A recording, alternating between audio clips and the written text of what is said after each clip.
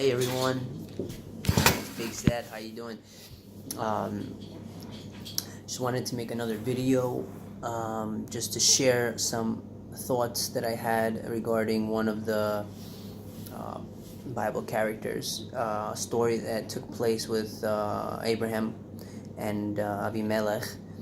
It says in the Torah that Avimelech was the king of the Philistines, and Abraham came there, and he was there, and he said that his wife was his sister, and because he was afraid that she was gonna die, he was gonna die, and they're gonna take her as a wife, and so he had to say that this is my sister, and they took her, and the king took her, and all of a sudden, I guess he had a dream or something, and he was gonna be punished, and then Abimelech said, no, please, God, I didn't do this, I didn't know, I really was innocent in my heart, I was really trying to do the right thing, I didn't want to anger you in any way, I wanted to do the right thing.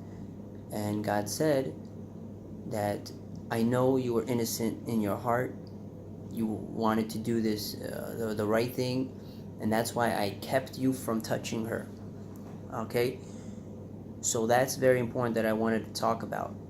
God took away his free will there, even though Abimelech wanted to touch her and to do more things with Sarah, but Hashem says, I prevented you from touching her. Now what does that mean? That means God messes with free will.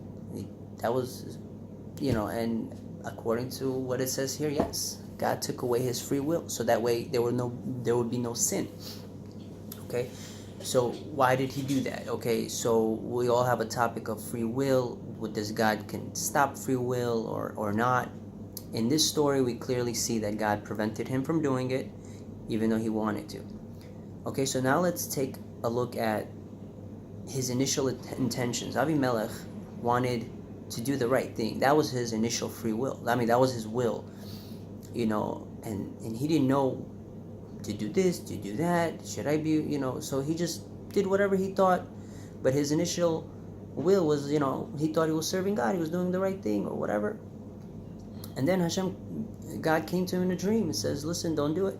I prevented you from touching her, so you have to, give back Sarah to Abraham and everything will be fine. So the same thing with us. I think nowadays we have a lot of people who want to do God's will. They want to do the right thing, and sometimes they're not sure, but they just do whatever they think is right.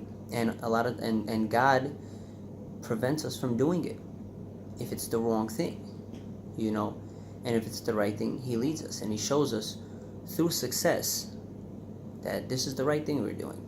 And sometimes when we're doing the wrong thing, we don't know about it, God sends us signs and all these things to show us that this is the wrong thing or whatever it might be.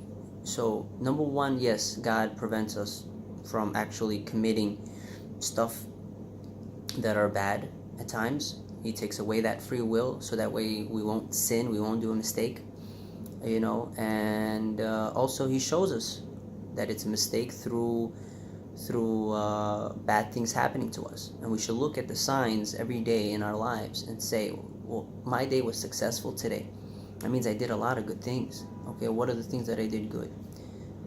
Or my day was like really crappy, and let me look, what did I do wrong? Why did God do all these wrong things?